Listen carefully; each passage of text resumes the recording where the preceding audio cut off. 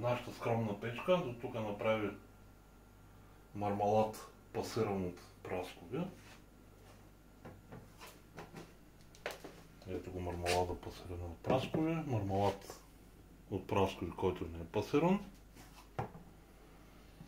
Капало, което е пасирано и което не е пасирано. И в момента се готви мармалад от праскови с орехи и сусан.